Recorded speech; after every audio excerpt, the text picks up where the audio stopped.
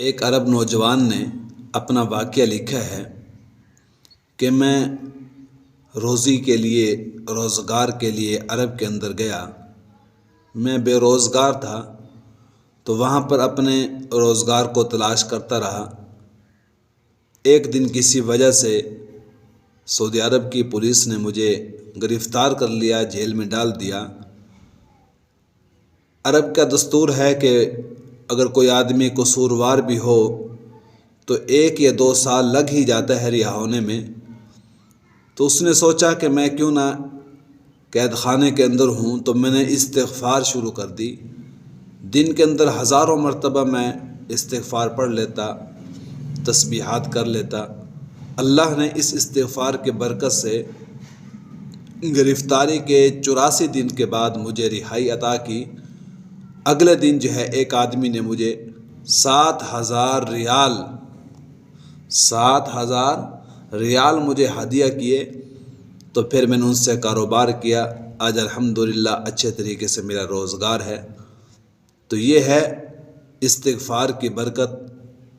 فَقُلْتُ اسْتَغْفِرُوا رَبَّكُمْ، اللہ سے انسان بخشش طلب کرے، اللہ سے انسان استغفار کرے۔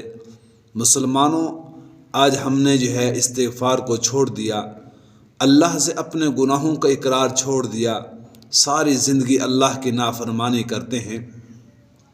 اللہ کے در پر آئیں تو صحیح، اللہ سے مانگیں، اے اللہ یہ جھولی خالی لے کر آیا ہوں، اے اللہ تو بادشاہوں کا بھی بادشاہ ہے، اگر آج تو نے میری جھولی کو خالی بھیج دیا تو اے اللہ تو ہی بتلا کہ میں کس کے در پر جاؤں۔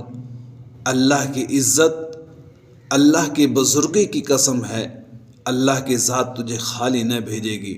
مسلمانوں، آج ہم نے اللہ سے مانگنا چھوڑ دیا، اللہ کے در کو چھوڑ دیا، اللہ کے سامنے سرب سجود ہونے کو چھوڑ دیا۔ اللہ سے گڑ گڑا کر اپنے گناہوں کی معافی مانگیں، اللہ کے سامنے سرب سجود ہوں، اللہ کے سامنے اپنی آنکھوں سے آنسو نکالیں۔ جس وقت میرے اور آپ کی آنکھوں میں آنسو کے قطرے بہیں گے، آنکھوں کے اندر آنسو کے قطرے آئیں گے، تو اللہ کی ذات فرشتوں کی جماعت میں اعلان کر دے گی، فرشتوں دیکھو میرا نادم بندہ، میرا گنہگار بندہ، جس کے بارے میں جس کی تخلیق میں تم نے اعتراض کیا تھا، یہ میرے در پر ہی آیا ہے، مجھ سے اپنے گناہوں کی معافی مانگ رہا ہے۔ یا ایھا الذین آمنوا توبوا الی اللہ توبۃ نصوحا عسیٰ ربکم ان یکفر عنکم سیئاتکم ویدخلکم جنات تجری من تحتہا الانہار۔ مسلمانوں، کہنے کا مقصد یہی ہے کہ ان حالات کے اندر، جو حالات ملک پاکستان میں ہیں، جو حالات فردن انسان کے گھر میں ہیں، تو اس کا اصل سد باب یہی ہے۔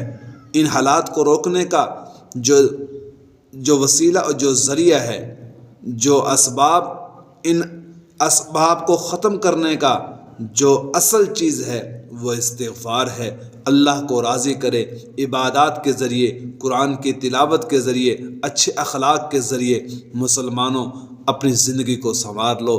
اللہ نے ہمیں جو موقع دیا ہے، اتنی بڑی اللہ نے ہمیں زندگی دی ہے، صحت دی ہے، اس کا تقاضا یہی ہے کہ اللہ کو راضی کر لیں۔ اللہ سے دعا گو ہوں کہ اللہ مجھے بھی اپنی ذات کو راضی کرنے کی توفیق نصیب فرمائے، مجھے بھی مستقبل کی زندگی اللہ کے احکام کے مطابق گزارنے کی توفیق نصیب فرمائے۔ اللہ ہم سب کو پکا مسلمان بنائے، مخلص مسلمان بنائے۔ اللہ تبارک و تعالی شہادت کی موت نصیب فرمائے۔ اللہ تبارک و تعالی ہم سب سے راضی ہو جائے۔ اللہ تبارک و تعالی نبی اکرم صلی اللہ علیہ وسلم کی سنت کے مطابق زندگی گزارنے والا بنائے۔ وآخر دعوانا ان الحمد للہ رب العالمین۔